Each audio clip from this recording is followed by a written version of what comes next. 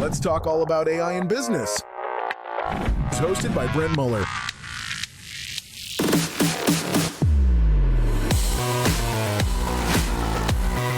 Welcome to the Future Proof Podcast.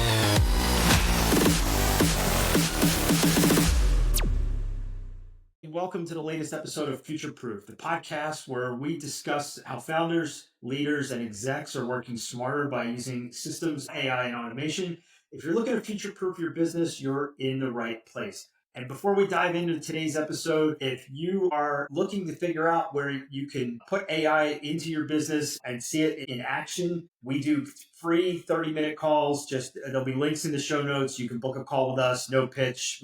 We're here to help founders, leaders, execs figure out how to use AI to work smarter and faster. Anyway, let's jump into today's episode. Our guest today is Louis Blaut from Soul Purpose Marketing. Louis, great to have you. Oh, thank you so much for having me. I appreciate it.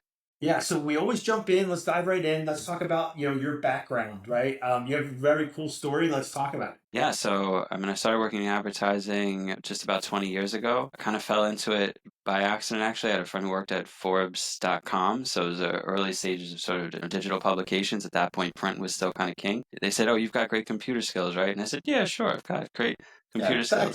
I had actually yes, right? never declined someone's compliment about your skill set. So, I started out working there, and from there, it just sort of all kind of snowballed. I did quite a lot of different publisher and agency work. Some of the bigger names, Universal McCann. I actually worked at a few different IPG agencies, MRM as well. Google was an interesting experience. I really loved working at Google. A lot of people kind of I think have a nostalgic view, former Googlers, of their time there. I think everyone I've ever met has really appreciated it. I also worked for a couple of different dentsu agencies, including McGarry Bowen and 360i. And then the recent stage of my career, I really got kind of focused on pharma initially, and then B2B, which actually I feel have a lot of parity to each other. People don't always necessarily see that, but pharma advertising and B2B advertising are much more similar than people realize, in part because they're both very heavily regulated. So you really have to know a lot about sort of the government regulations and restrictions that apply to the way that you can deliver media in those particular markets. And I think that makes you really more focused on attention to detail, which has been a benefit for me. And then about 4 years ago, I got kind of a little, I think, exhausted of the rat race of the corporate world, and decided while I was still going to work with corporate partners and vendors and clients, that I wanted to be kind of out on my own. And it was more, I think, about the sort of office politics, as people would call it, that I kind of wanted to escape from. I wanted the freedom to solve problems across an organization, multi-departmentally, from the top down, from the bottom up. I wanted to be able to communicate with everybody in an organization freely and really be able to diagnose problems and help them to improve their business. And I think that from the outside, you have a lot more freedom to do that. People are more likely to confide in you. 100%. And as a consultant, I've also realized on a broader scale, people within my industry are just far more reasonable about confiding in me. A client recently asked me about a CEO role at a company they're looking to acquire, and a part of my decline to that request was, if you make me the CEO of this company, nobody who currently tells me what's going on at their company will likely ever tell me again, because at that point I become perceived as a competitor. Whereas now, market intelligence is probably one of the best things that I offer my clients. And part of the reason for that is that no one perceives me as a threat to their business. And part of the reason for that is that I simply am not a threat to anyone's business. Even for those people who sort of share insights with me, I do everything I can to kind of share those insights with my other clients in the most sort of non-denominational way possible, so as not to, kind of divulge any information that might be problematic. And again, it comes down to being able to kind of toe that line between, what's ethical, what's within regulations, and you have to understand how to do that. And I'm glad that I've been able to be a person who can. No, that's awesome. And so, Louis, as you start to, figure out your mission for Soul Purpose going forward, there's kind of 3 areas we talked about that you're focused on. Can you kind of walk us through those? Yeah. So the first area that I keyed in on was account-based marketing, but more servicing these clients, not just in advising them about their overall business operation, but with a key focus on business development and sales. So for the first time in my career doing that,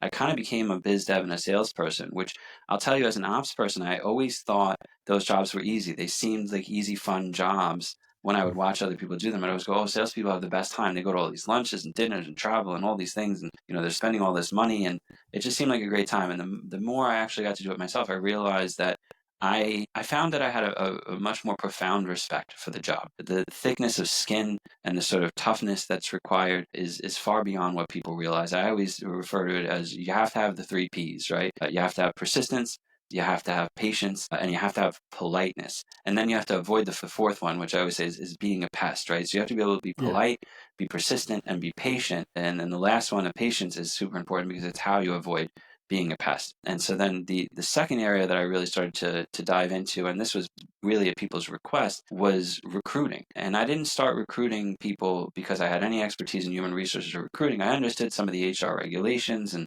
labor laws and such, which was necessary. But the reason really was that people saw that I had expertise in different areas and skill sets, and they wanted someone who could evaluate potential candidates on the basis of either having done the job or having consulted with people who did the job so closely that I understood the role from a skill standpoint.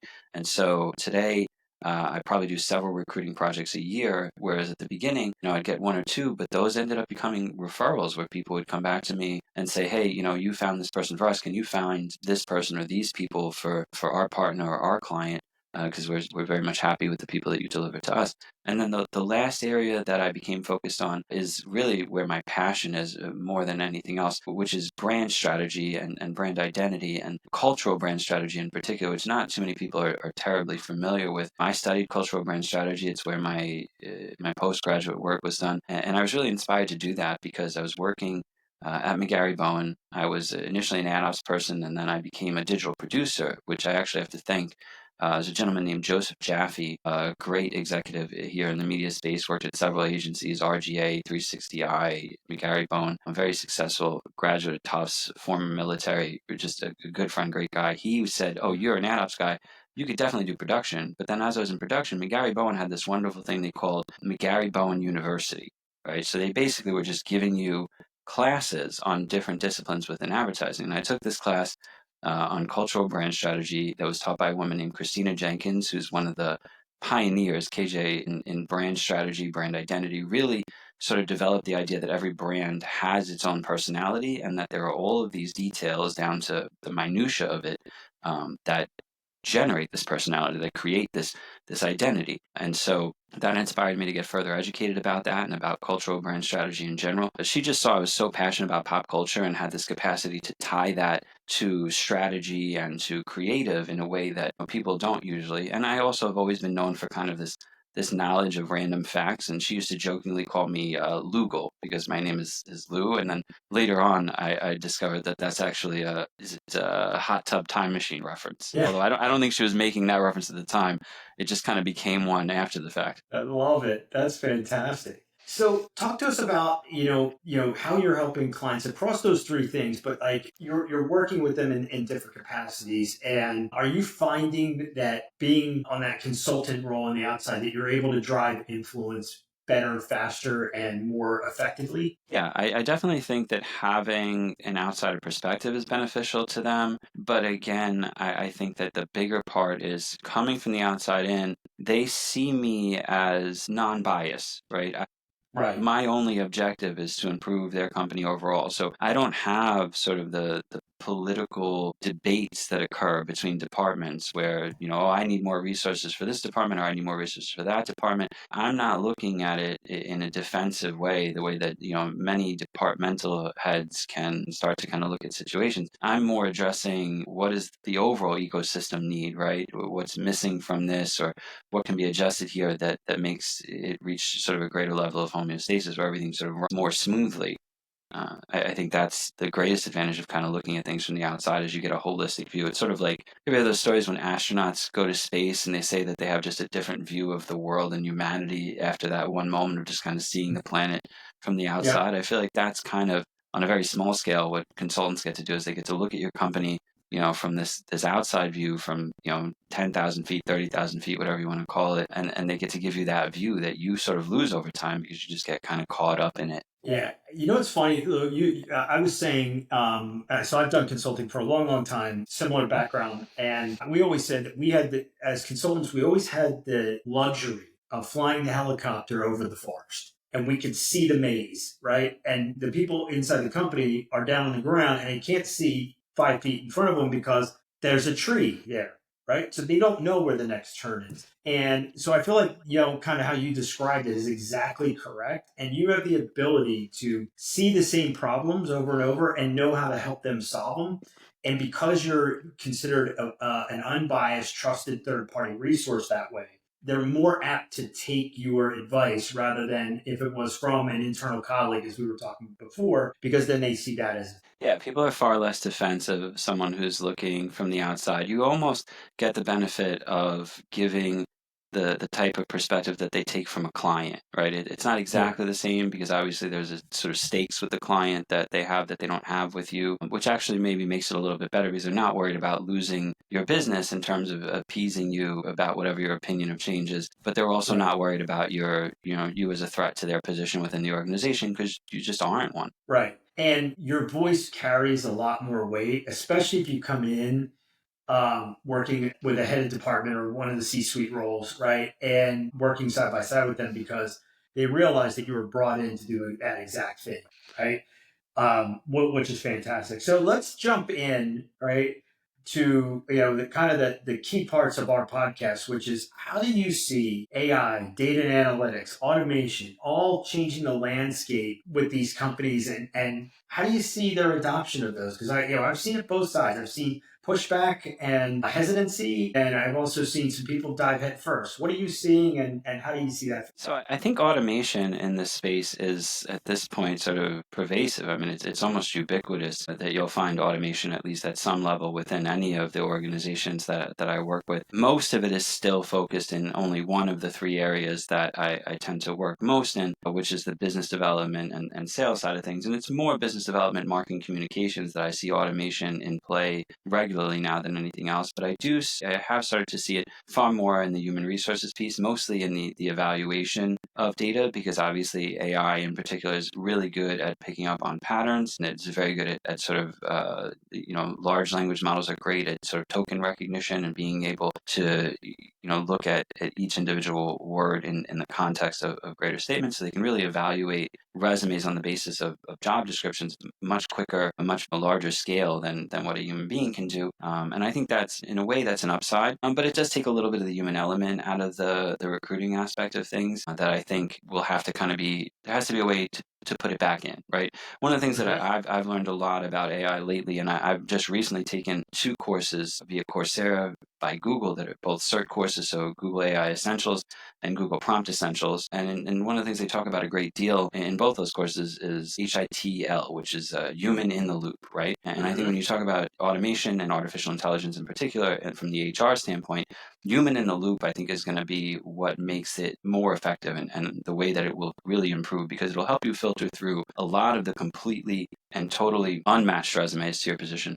But when you get down to that smaller number of people who are, maybe a more broad match for the role, you really do need a person, I think, to take over at that point in time. But it will make those people's jobs more efficient, and I think it'll make them more effective at their job. And I think that applies to the marketing side of things as well, in a sense that you're going to be able to see patterns in engagement in a way that people aren't always able to recognize. One of the things I think I've benefited from a lot in my career on the marketing side of things is that I'm a very analytical person. And so I really enjoy analyzing data. I love looking for insights and patterns in data. I don't think everybody adores that, but I'm kind of a nerd that way, that I really do. But AI is better than even the best of us at that particular task. And so if you can work alongside an artificial intelligence in order to analyze data, you're going to come up with much better insights, and then you're going to be able to build on those insights. And one of the things that I realized that you can do if you're using prompt chaining in particular is that you can gather those insights,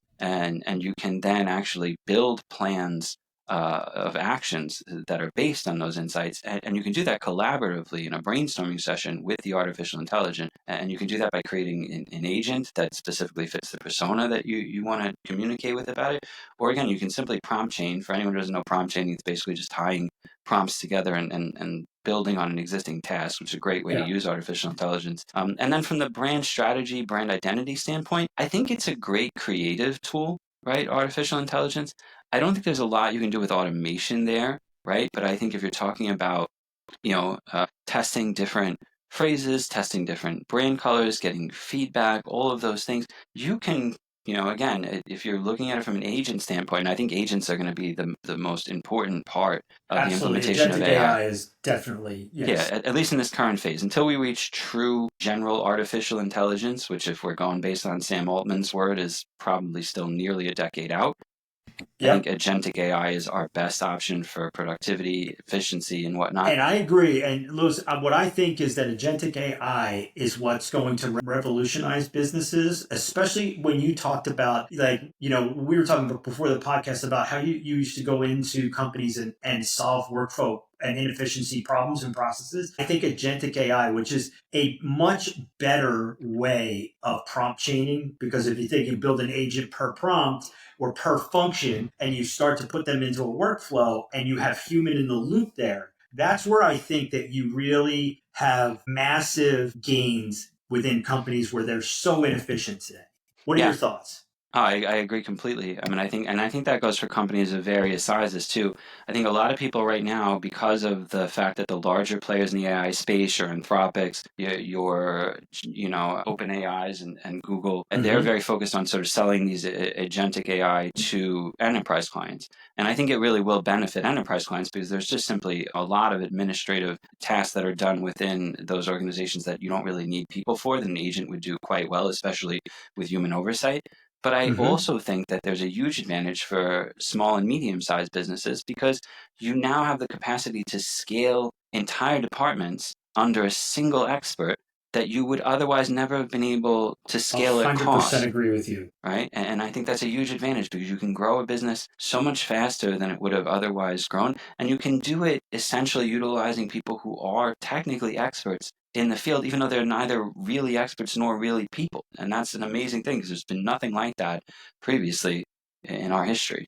Yeah, we're about to see the biggest change in the business landscape that we've ever seen over the next 4 to 5 years. And I think the fact that we have people like you that are diving in and taking courses and figuring out how to do prompt engineering and prompt chaining, right? Because you know that evolution is important, but you're also starting to get your brain around exactly where the impact is. And that's where most leaders I talk to are struggling. They don't see tools and they play with ChatGPT, but that's not AI, right? AI is what we're talking about is how do you show an ROI? And the ROI doesn't necessarily mean revenue driven. It could be bottom line driven, right? Where you're taking inefficiencies out of a process that's costing you so much money today. And if you could take 30, 40, 50, 60% of those costs out and do that process faster by putting AI and automation in, and then obviously human in the loop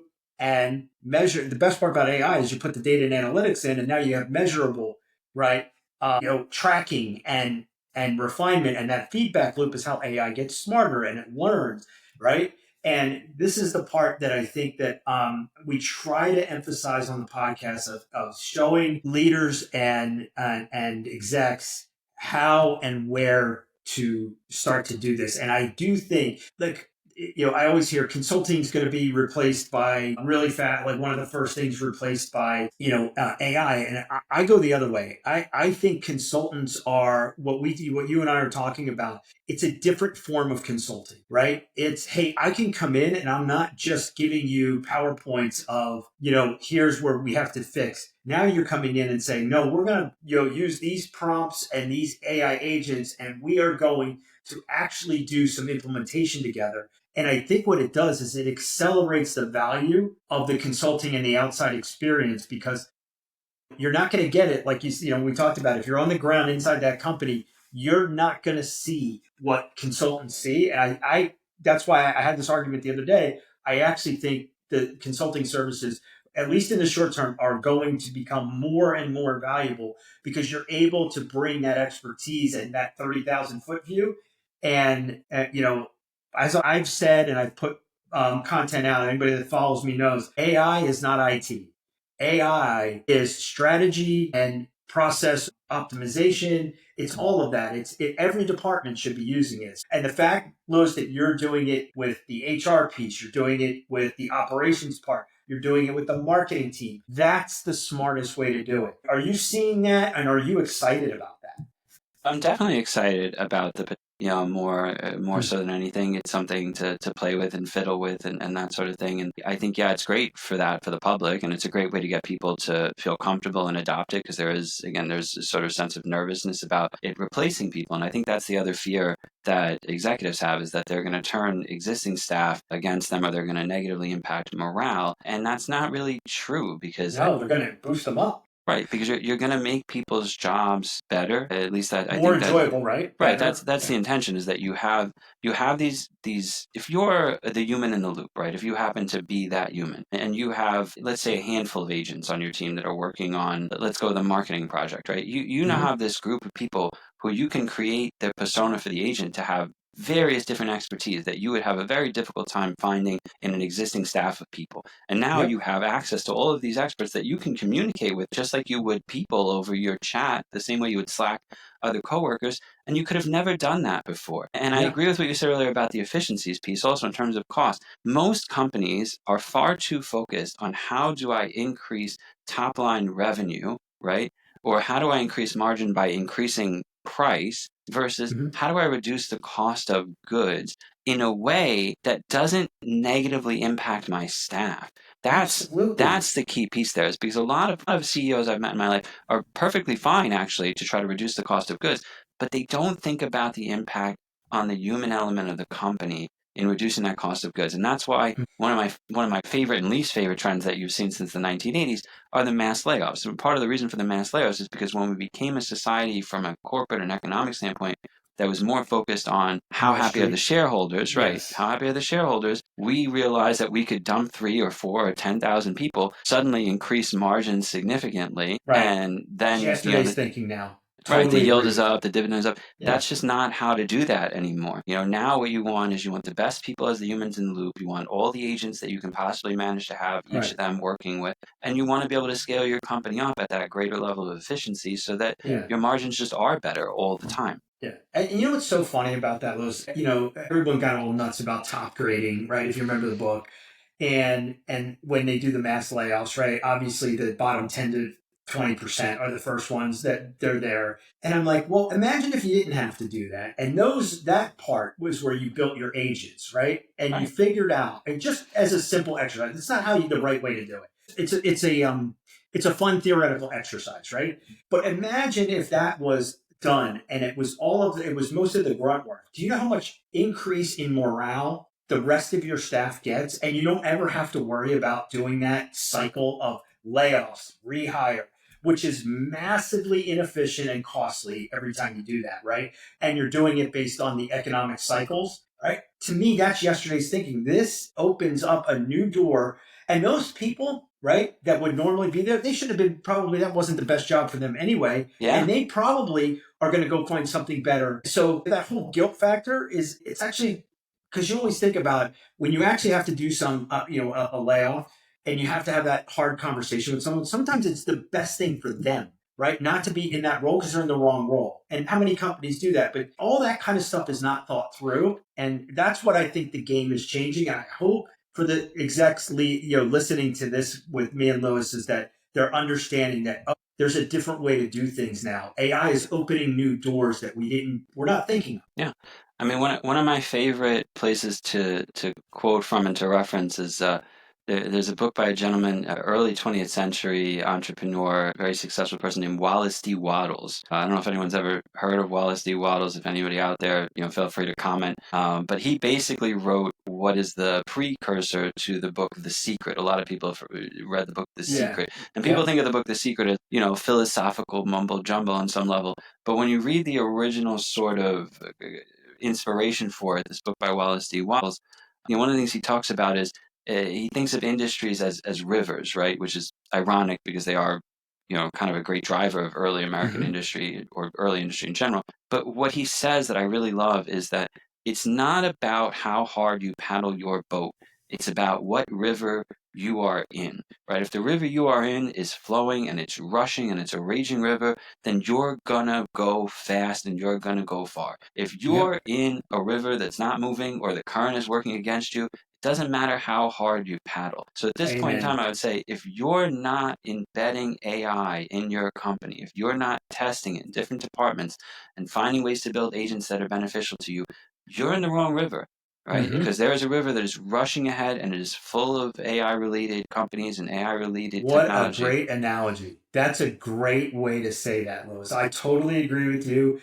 You know, the simplest way to explain that is, you know, the people that were sitting around in the taxi industry and never thinking that Uber was coming, right? It's a very simplistic version of that, but it's the same concept. There are people that are looking at your business and they get to start from scratch but here's the thing. Like when you used to think, oh, well, I put 20 years into building this. Yeah, the problem is that they now have AI and they don't need half the staff to do some of the things that you're doing so they can catch up. And if they're in that river you just talked about, watch out. So that's why I think, to your point, if you want to maintain your competitive advantage or build your moat, right, as everybody talks about, you better be thinking about the things that you and I are talking about, how and where to put AI. And for everybody listening to the podcast, you're going to get emails from us. We're going to do a few series of virtual AI events, and it's strictly to bring up things like Louis and I are talking about, is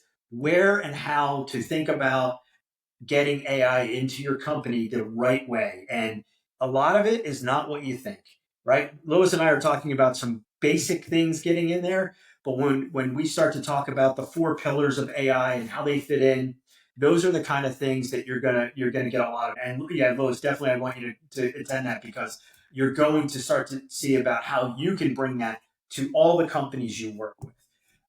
And listen, I wish I could talk to you for hours, because you and I think a lot alike. But I want to wrap this episode up by talking about how someone can work with you at Sole Purpose Marketing. Yeah, absolutely.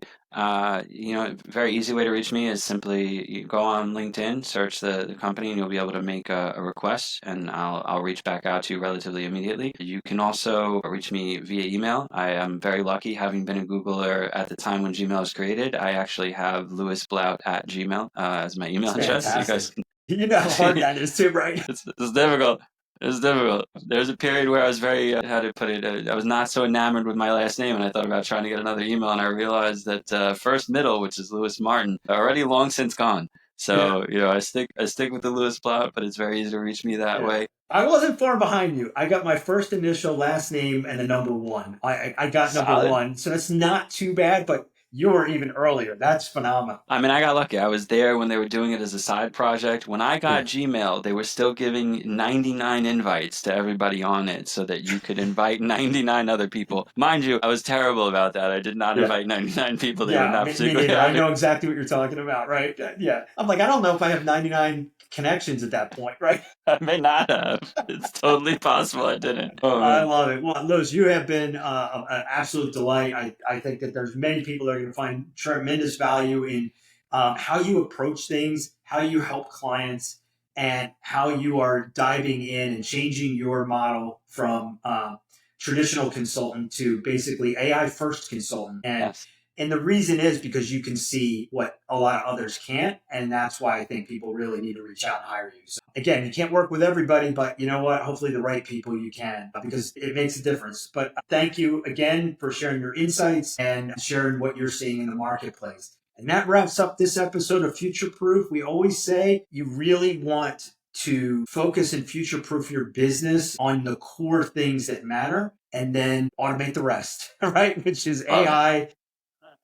Right now, and get those AI agents helping you get rid of the mundane and repetitive tasks first, right? It's a great place to start. Absolutely. But thank you, Louis, again, and we'll get this episode up and live, and you'll be able to connect with Louis in the links below in the show notes. And like I said, if anybody wants to talk to us for 30 minutes, we always do a free no-pitch collaboration call to see where AI might fit in. Definitely looking forward to working with you, Louis, in the future. So thank you again, and that wraps up this episode. Talk to you guys later. If you're ready to embrace change and lead with innovation, be sure to subscribe and never miss an episode. Thanks for tuning in to the Future Proof Podcast.